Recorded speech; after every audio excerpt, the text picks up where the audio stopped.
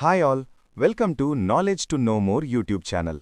5 రాష్ట్రాల ఎన్నికల ఫలితాలు మనం గమనిస్తే ఒక్క విషయం స్పష్టంగా తెలుస్తుంది. అది ఏమిటి అంటే ప్రభుత్వ వ్యతిరేక ఓటు, ముఖ్యంగా పశ్చిమ బెంగాల్లో కమల వికాసం.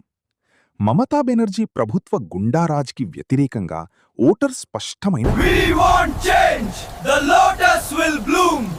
Down with the corrupt government. We want change. తీర్పునిచ్చారు. బంగ్లాదేశ్తో బార్డర్ కలిగిన రాష్ట్రాల్లో జాతీయవాద పార్టీలు ఉంటే మంచిది అని జనం గుర్తించారు. అస్సాంలో ప్రభుత్వ వ్యతిరేకత లేదు అని స్పష్టమైంది. కేరళంలో ఊహించిన ఫలితమే వచ్చింది, అదే ప్రభుత్వ వ్యతిరేకత.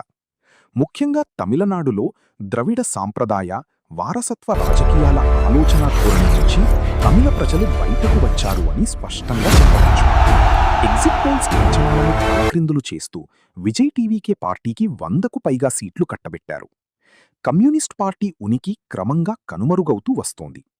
కేరళంలో కమ్యూనిస్ట్ పార్టీ ఓటమితో ఇప్పుడు దేశంలో ఎక్కడా కమ్యూనిస్ట్ పార్టీ అధికారంలో లేదు. మీకు ఈ కంటెంట్ నచ్చినట్లయితే మీ అభిప్రాయాన్ని కామెంట్ల రూపంలో తెలియచేయండి.